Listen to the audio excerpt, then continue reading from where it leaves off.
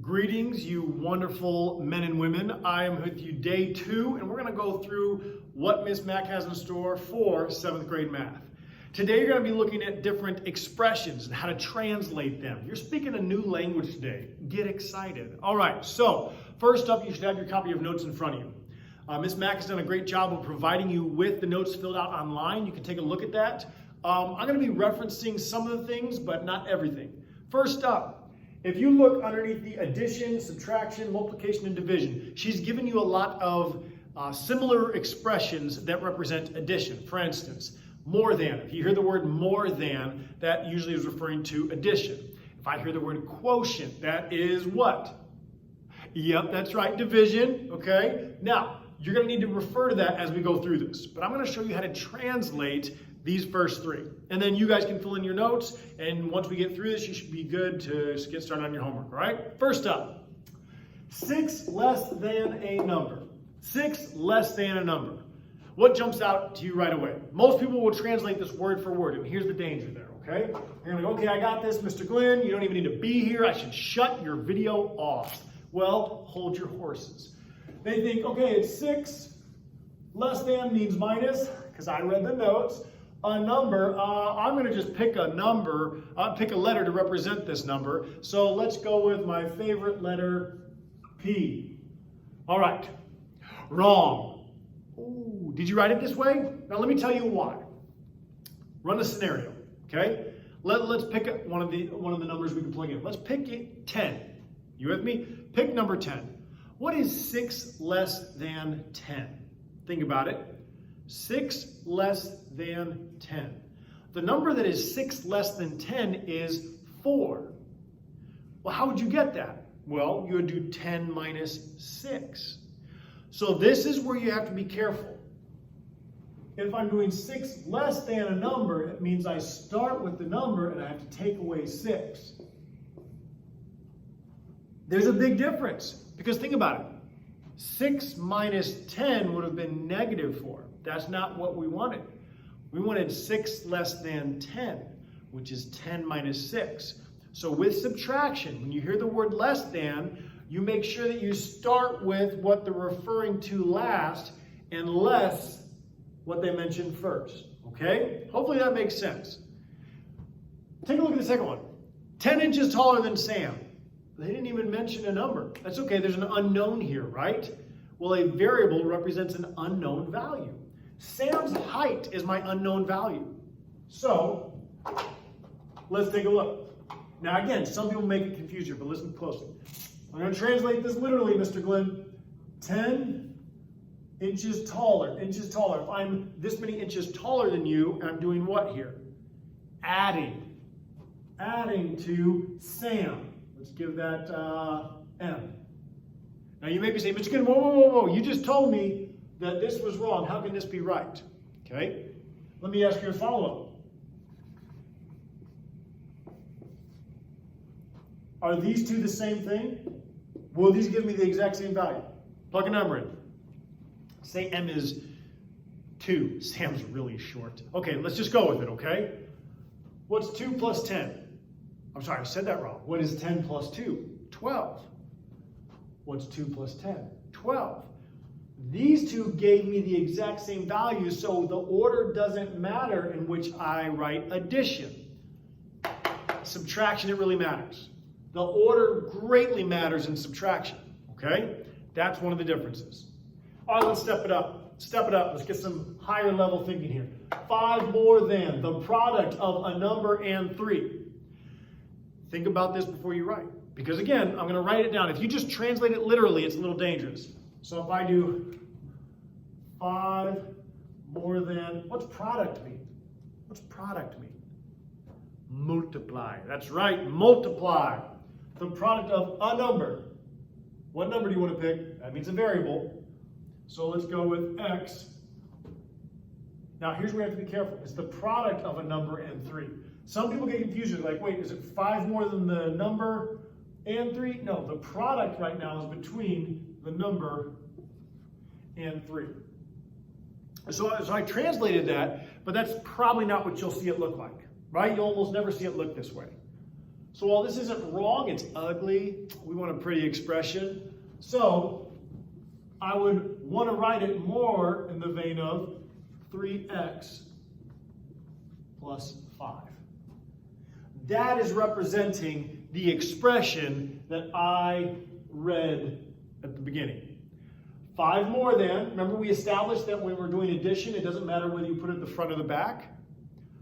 5 more than the product, meaning I'm multiplying a number in 3. We're multiplying a number in 3, and we're adding 5 to that. That is moving from a math almost sentence, an expression, into an algebraic expression, okay? So that's one way. Let's learn how to do the other. So now I'm going to give you the algebraic expression, okay? So if I read this algebraically, negative 4x plus 3. Negative 4x plus 3. Before I get started here, let's talk about all the operations going on. You got to identify that. What are all the operations going on? Well, we have a negative 4 smooshed right up next to this x. So what operation is that? That's multiplication. And then we're adding 3. Now do me a favor. Try not to be just so bland. Don't just put negative 4 times x plus 3. I get it. But how can we represent some of that new language, that new vocab that we had earlier?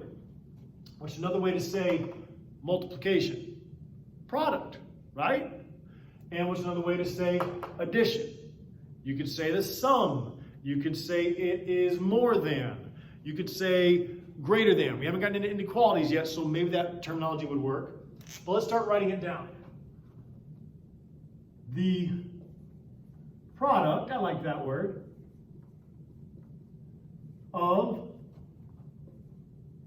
a number and negative 4. So I just took care of my first part.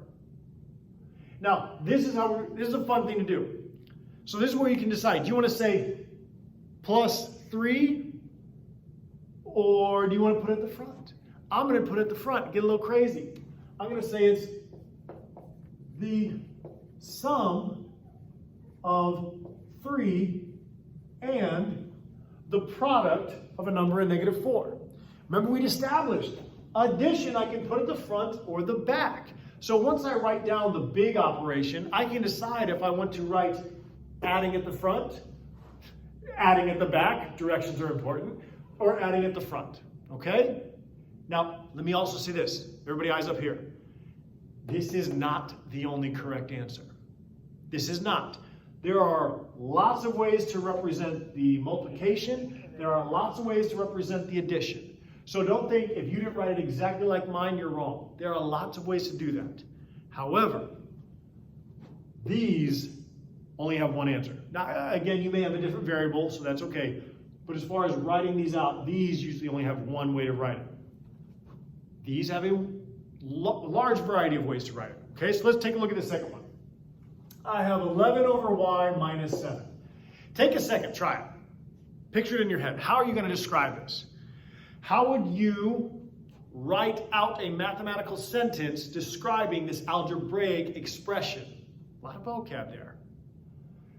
What's going on in a fraction? Every fraction represents what operation?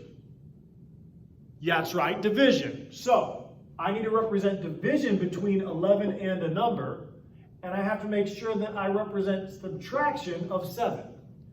So I'm going to get a little fancy. I know that when I have less than, that means it goes at the back. Well, look, 7's at the back. So I'm going to start with 7 less than what? 11 divided by a number? Okay, let's be a little more creative. What's another name for division? Quotient. Let's get familiar with this. 7 less than the quotient of a number and 11. Now again, that's my way. That is my flavor on how I would write this expression. But you decide how you want to represent the division and the subtraction. Last one. Here we go. Simple, right? But there's so many ways to say this. Now, do me a favor. Don't do 5 times t. That's boring, okay? And again, t we know is a variable, but you have to write it as a number. okay? What's another way to say 5 times something? Get crazy. Quintuple. That's right, you're welcome. Quintuple a number. Quintuple means you multiplied it by 5. That's kind of fun. So you could use it that way. Or, again, we could use the word the product of 5 and a number. Or a number times 5. A number multiplied by 5. All of those are ways you could write this expression. Okay, so I like quintuple. I'm going to use it. Prefix quint, meaning 5. Quintuple a number. Yeah, I got fancy. You can be fancy too.